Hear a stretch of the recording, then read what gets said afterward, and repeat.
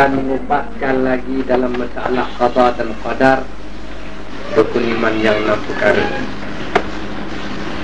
Sebab masalah qada dan qadar dalam rukun iman yang perkara 6 perkara ini adalah satu perkara yang sangat seni, yang boleh salah bawa, boleh membawa kekeliruan kepada pegangan-pegangan hidup kita. Ada di antara manusia yang mengatakan bahawa qada dan qadar ini adalah satu sifat membawa lemah dalam perjuangan hidup. Sehingga pernah pepatah Melayu mengatakan, kalau secupak juga takkan jadi segantang. Buat apalah kita ada usaha sangat, kalau secap cupak maka secupak juga. Ini adalah salah pengertian. Dan ada juga orang-orang yang intelek barat mengupakan masalah qada dan qadar ini membawa kelemahan kepada orang-orang Islam. Kerana salah faham, salah pengertian masalah qada dan qadar. Sebenarnya masalah qada dan qadar ini adalah satu i'tikad yang membawa kemajuan. Karena kita tidak tahu qadar kita, sukatan hidup kita setakat mana. Allah Ta'ala sembunyikan Lauh Mahfuz, tak bagi kita lihat. Jadi siapa pun tak tahu nasib-nasibnya dalam masalah Lauh Mahfuz. Takdir kita besok nak dapat wang, takdir berbagai mana, takdir kita nak kahwin dengan anak siapa, kita tak tahu. Maka dengan sebab tak tahu itulah, maka dia suruh kita berusaha bersungguh-sungguh. Maka berusaha kita itu adalah mencari takdir, bukan menunggu takdir. Usaha kita yang diajarkan masalah qada dan qadar bukanlah menunggu takdir, tetapi adalah mencari takdir. Kerana kamu adalah memberi usaha, lahum nasibun mimma kasabu. Bagi kamu habuan apa yang kamu usaha. Dia suruh berusaha adalah untuk mencari takdir, bukan kerana menunggu takdir. Takdir adalah sukatan hidup. Takdir adalah sukatan hidup. Kita tak tahu sukatan hidup kita. Qada, benda yang nak disukat, berkena yang dia nak hukum di atas berapa lama yang nak hukum. Maka hari ini ada satu masalah yang sangat seni. Kalau kita memahamkan semata-mata qada dan qadar dari Allah yang tidak berusaha, maka di mana letaknya taklif, tanggungjawab manusia yang berakal. Hari ini kita nak cantumkan di antara keimanan dengan keislaman, bahawa keimanan itu adalah pegangan hati dalam jiwa. Tidak diasingkan iman dengan Islam. Kalau diasing batal. Tak boleh diasingkan antara rohani dengan jismani. Tak boleh diasingkan antara iman dan Islam. Bagaimana masalah keimanan dan bagaimana masalah keislaman dalam masalah ini? Ini satu perkara yang sangat penting. Qada dan qadar tetap mesti jadi maqdir yakun. Barang yang takdir mesti tak boleh nanti. Jadi adakah kita tahu? Jawabnya kita tak tahu. Apa takdir itu kita nak makan? Terkadang kita beli daging sekati, 2 kati daging, kita ingat hak kita, rezeki kita. Elok masak, datang ke kawan makan rumah. Kita tak tahu sukatan bahawa rezeki itu ada, daging 2 kati itu dalam rezeki orang lain. Itu maka kita tak tahu. Terkadang kita dah siap, dah eloklah kita masak daging untuk nak makan. Tutup malam tu kucing dia terlampah hati. Kita tak tahu tu takdir orang.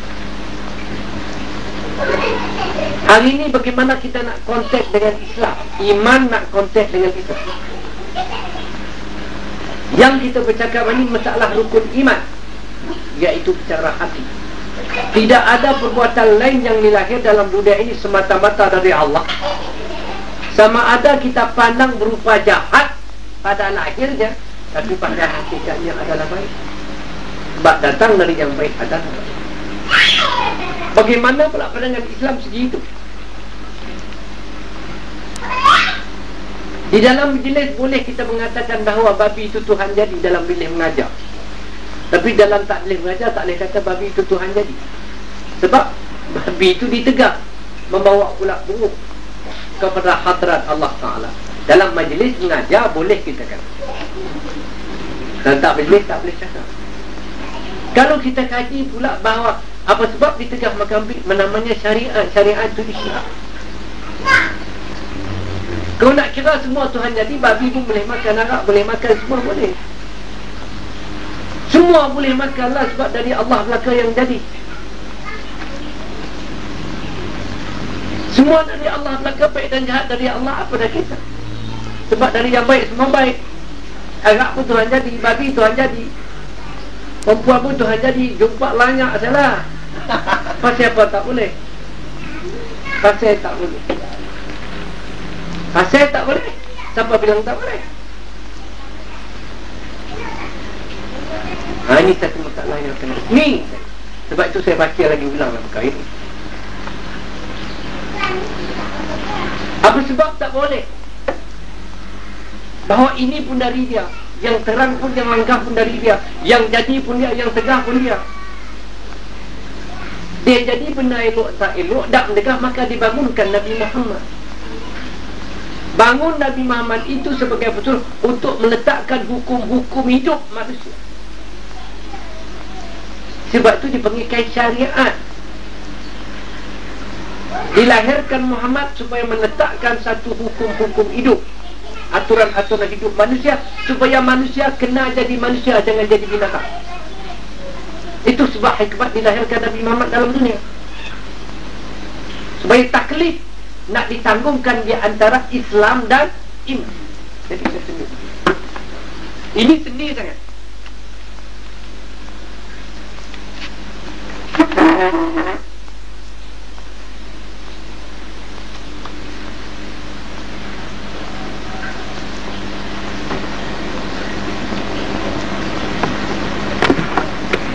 Yang iman mencerahkan ruh, Islam mencerahkan tubuh. Jadi kalau kita bercakap di atas aturan-aturan Islam, tidak ada keimanan, maka tubuh kosong. Tak ada pegangan hidup. Orang buat sembahyang, kita sembahyang, orang sembahyang. Orang buat, aku buat. Orang pergi haji, kita pun pergi juga. Pasal orang pergi, orang pergi, aku pergi. Jadi namanya haji adat, bukan haji ibadat. Kalau puasa juga jadi puasa ibadat, puasa adat bukan puasa ibadat. Hanya puasa sebagai adat, bukan sebagai ibadat. Di sini kelemahan kita, sebab tidak ada di pegangan yang kukuh. Maka tiap-tiap tubuh perlu ada kepada dua. Tubuh mesti ada, ruh mesti ada. Dilahirkan tubuh kerana nak simpankan ruh, maka ruh buat pegangan keimanan dengan Allah. Menjunjung di atas perintah Tuhan yang dilahirkan Rasul untuk menaik syariat Islam. Tahu berbakar ruh dengan tubuh. Sebab kalau ada ke dalam saja ruh saja tidak bertubuh, di mana nak letak ruh kalau tak ada tubuh? Ini nak diartikan ni susah. Sebab kalau saya mengatakan bahawa saya tak mau cerita sampai sini, baik jahat dari Allah, bagaimana kita nak pegang? Di mana taklif hidup? Sebab qada dan qadar. Qadar makna sukatan.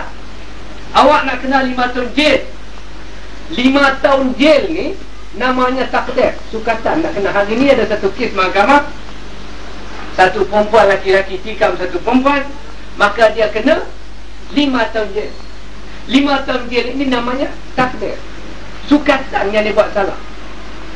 Nak kena, nak hukum tu dia panggil qada.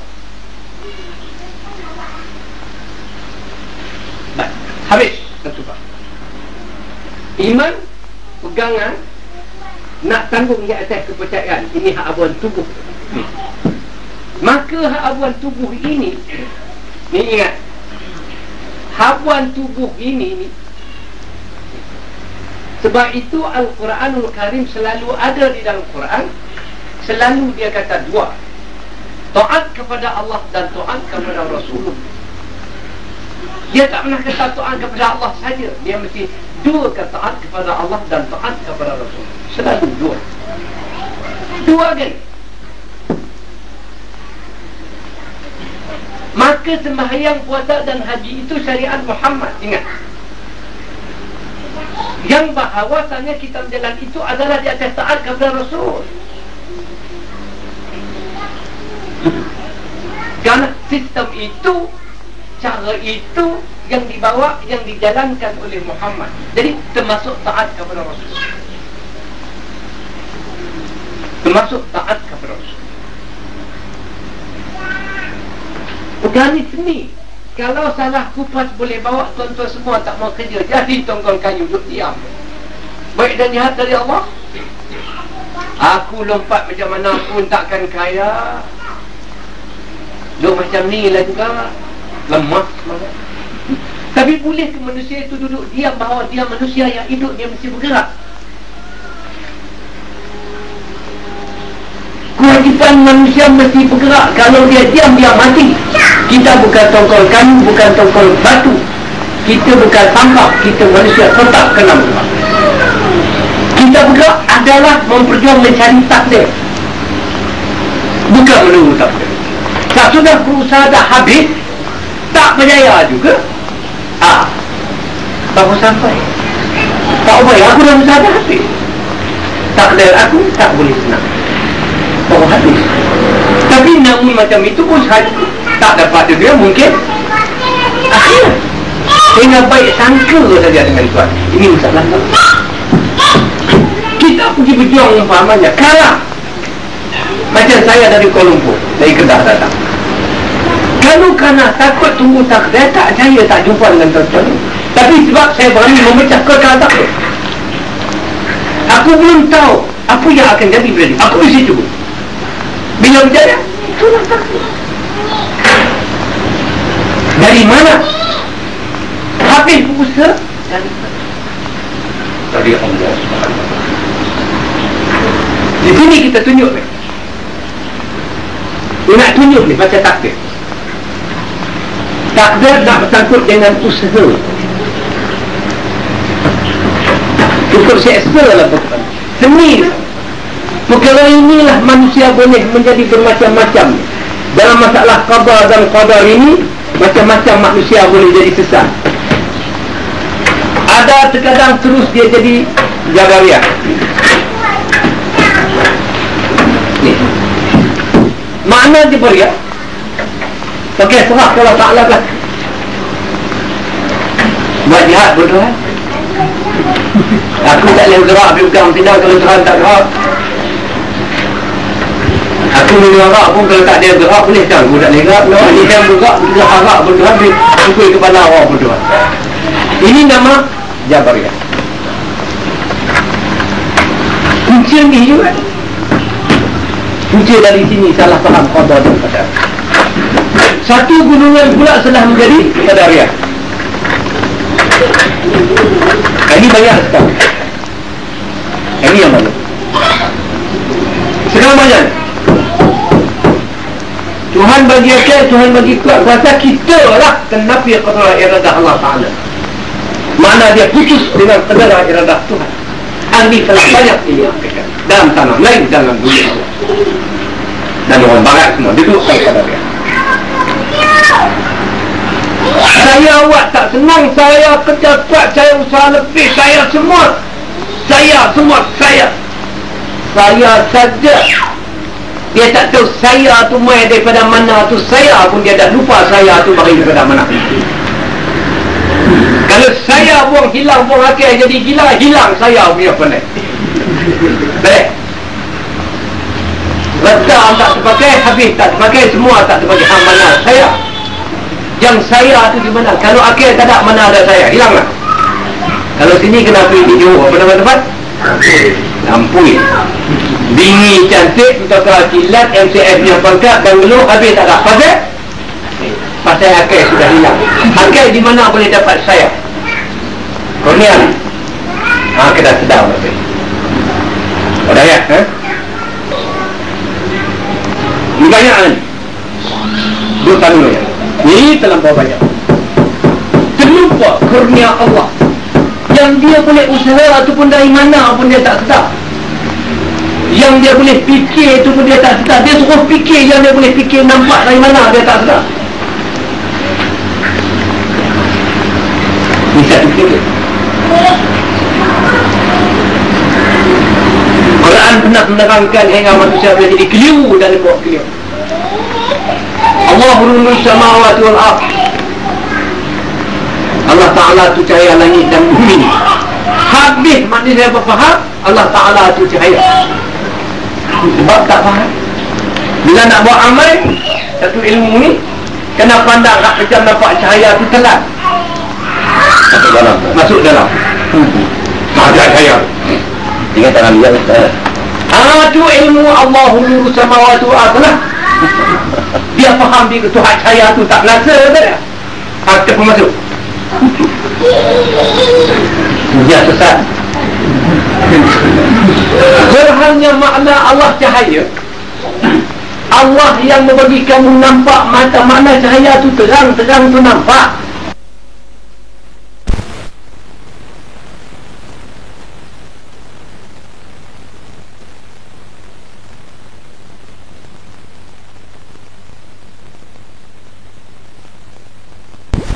Tuhanlah membagi fikiran mata kamu boleh nampak benda elok tak elok dalam dunia tu. Makna Allah tu cahaya. Allah Ta'ala juga bagi fikiran, bagi pendapat, bagi petunjuk tabi'i kepada kerbau tengah jalan bertukar nak genek dia lari. Itu petunjuk Tuhan juga memang secara tabi'i. Itu pengertian Allah Subhanahu wa ta'ala. Tapi dia ni dia terlupa. Dia kata dia.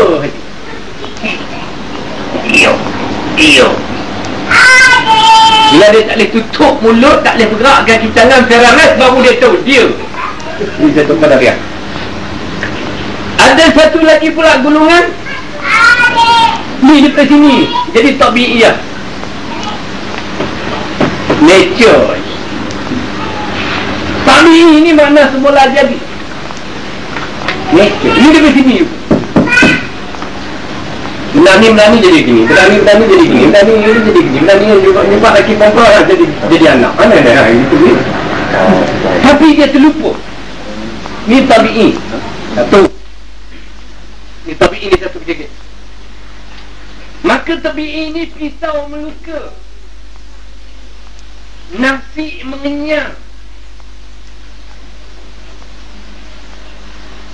haus minum air tetap hilang.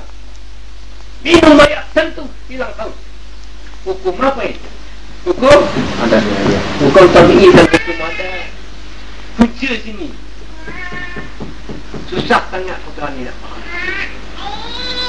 Jadi tujuan yang kita pecah banyak sangat ini supaya masalah qada dan qadar ni banyak sangat orang salah reti. Ada di antara manusia yang salah reti, kalau tak kehendak Tuhan takkan aku nak jadi begini. Maka dia balik, dia jadi hina kerana dia buat salah Tuhan. Aku yang susah ni Tuhan lah, Tuhan tak pedih.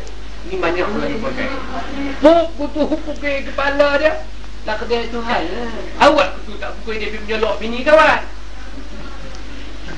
Awak mata-mata tak kodam dia mencuri. Dapat mata-mata dia bagi. Dia ni tak kedai, kata dia. Salah siapa? Kenapa kita buat salah Tuhan? Ini banyak kanak-kanak. Ini pamong kita banyak kawan kabut ni. Banyak sangat jadi kawan kabut. Dia buat salah, dia buat kata Tuhan buat salah. Malah Tuhan kata apa? Tapi tidakkah Tuhan bagi dengan dia manusia tadi? Ingat, masalah Islam tadi Tuhan bagi manusia ni satu.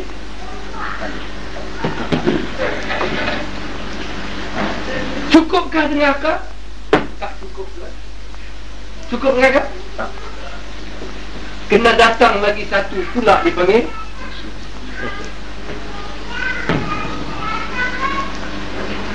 hantar lagi jenis manusia, jenis kamu juga mari jenis-jenis bangsa manusia. Jadi Rasul makna surah Allah, membawa pula satu kitab.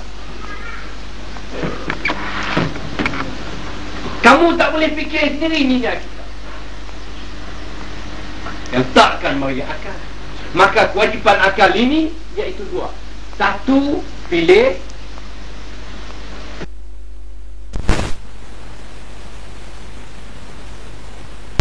Bukan bahasa Arab kata akhtiar. Ni akhtiar. Mana akhtiar? Apa mana akhtiar? Berapa banyak saya tanya akhtiar. Apa mana akhtiar? Dia tak tahu akhtiar ni makna pilih. Akhtiar makna bahasa Melayu. Sebab ada akal lah kena pilih, bukan jadi kucing dia telan dengan tulang sekali. Ya tak? Maka manusia yang berakal kena bagi akal. Akal makna kena pilih. Pilih buang isi, pilih buang tulang, ambil isi. Lepas dah ambil isi, tolak masuk mulut tak?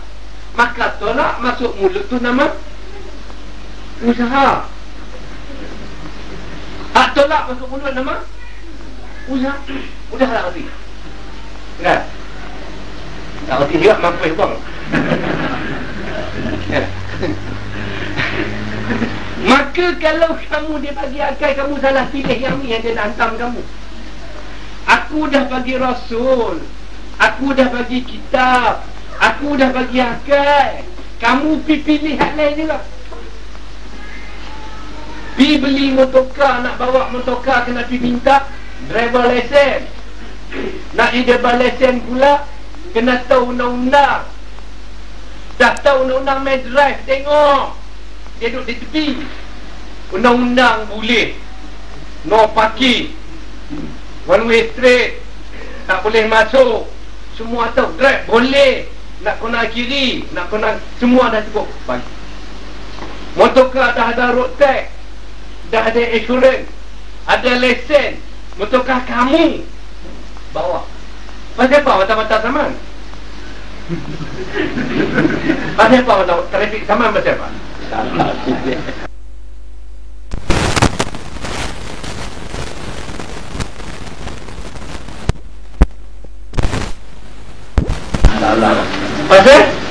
Pasal apa nak tak sama? Nak sama apa? Saya dapat untuk hak saya. Saya bayar insurans. Pasal apa dia sama? Pasal? Pasal? Pasal? Ha? Beda sikit. Pasal? Langkah undang. Pasal langkah undang-undang. Langkah undang-undang. Oh, yang dia saman kita pasal kita langgar undang-undang. Kita langgar undang-undang tu siapa salah? Kita salah. Oh, kita salah. Bukan Tuhan lah. Bukan mata-mata salah. Kita langgar undang-undang, siapa salah? Kita salah. Oh, kita salah. Ingat tak? Kita langgar undang-undang, kita bukan mata-mata salah. Tak. Siapa salah? Kita salah. Oh, kita salah. Ha? Kita langgar undang-undang, kita salah. Ya. Maka saya nak tunjuk tadi bahasanya pilih, akhtiar, usaha. Ini nak tunjuk contoh. Nak tunjuk contoh. Yang kita usaha ni. Makna usaha ni bukan kuasa. Supaya jangan kata berkuasa. Kita ni kena, jangan cakap kuasa, cakap usaha.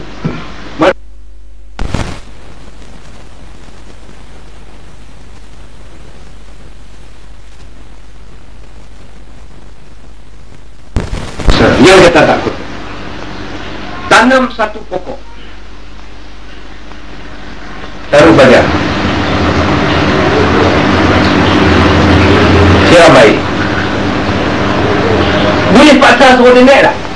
Tak boleh. Tak boleh. Boleh tak? Boleh. Naik cepat, berbunga, berbuah, masak. Boleh tak? Tak boleh. Tak boleh. Kewajipan kita usaha, tanam, buah baja, siram. Lebih ambil cepat oleh pokok ni, berbuah cepat sikit, masak lah. Mana situlah kita usaha, bukan kuasa. Kita tak ada kuasa. Hanya usaha kita tanam pokok, taruh baja,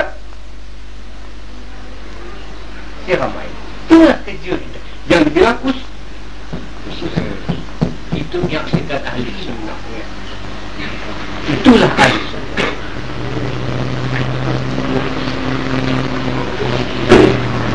Hingga dia boleh antum tad'una wa amnanu saya.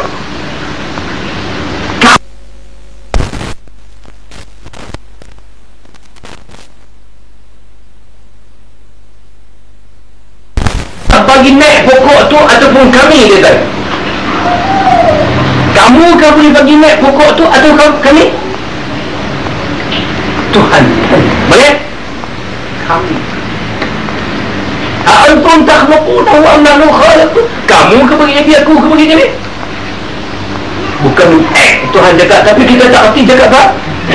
Saya erti sikit-sikit lah. Kalau sikit lama nanti dekat dia payah, oh masa dia boleh macam cakap ni.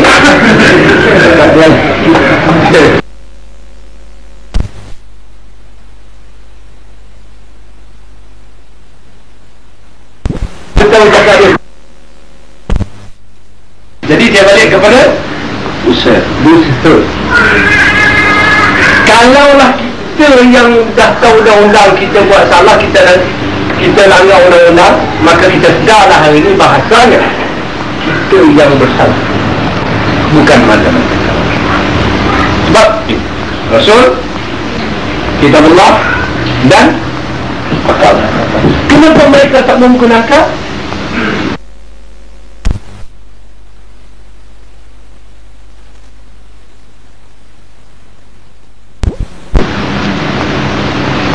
Kami jadikan kamu, ledakan kamu mata kerana kamu tak tahu, kami bagi akal kamu.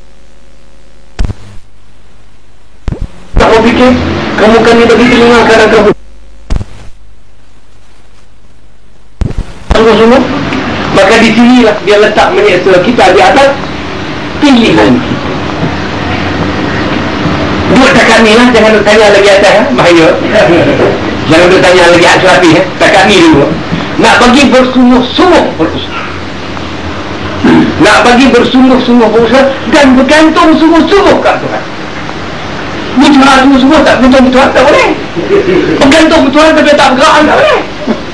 Banyak setengah tu dia punya percaya Allah Ta'ala tapi tak bergerak. Ikut Allah Ta'ala lah. Cuma pakai ikut Allah Ta'ala mana boleh macam tu. Itu salah pembawa. Pegang sungguh-sungguh, berusaha sungguh-sungguh, tak jaya juga, bawa balik ke mana?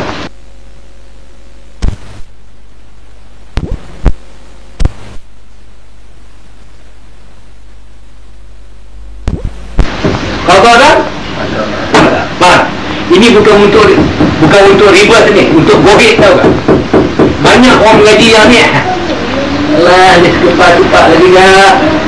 Agak ni jadi bunyi suara macam puandan. Lembek. Ya tak? Lembek. Tapi cuba kita tahu tak nasib kita? Tak tahu. Usaha betul-betul. Bila usaha habis, baru dah nama mencari takdir, bukan menemu takdir. Ni nak compare antara dua ni. Naik semua ni. Kalau yang ni kita faham kata baik ada, sejamlah kita di mana letak Islam. Nak dicantumkan di antara rohani dan jismani, nak dicantumkan antara zahir dengan batin, bahawa sempurna. Kalau kita manusia ada tubuh tadi, tak ada roh, tak jadi juga, jadi batang.